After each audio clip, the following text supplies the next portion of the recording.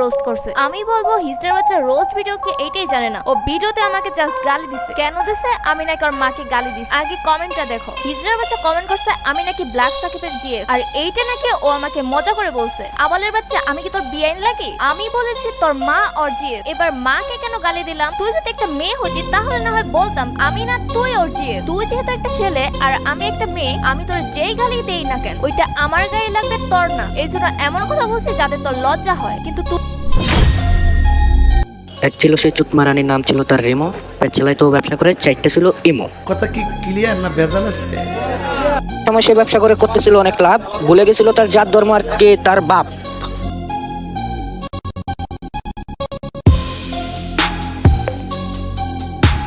Hello, আসসালামু আলাইকুম ভাই ব্রাদার্স। তো সবাই কেমন আছো তোমরা? বরাবরের মতো একটি ভিডিও নিয়ে হাজির হয়ে গেলাম আমরা। তো আজ এরা পক করে না করে দেরি, সোজা ভিডিও শুরু করি।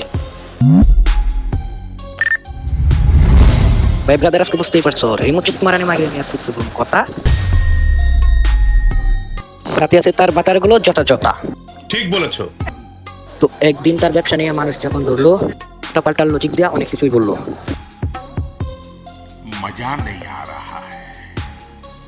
সে অনেক বড় শিয়ান ভাবছিল তার উপরে কেউ নাই, বাপের উপরেও বাপ থাকে, যাকে বলে সবাই দাদা ভাই। আর এই দাদার সাথে ম্যাগি এফএফ করছে বেয়াদবি, বাতার লাগাই দিছে দাদার পিছনে কাঙ্কি মাগি চুতমারানি। আমি কি কাউকে গালি দিয়েছি?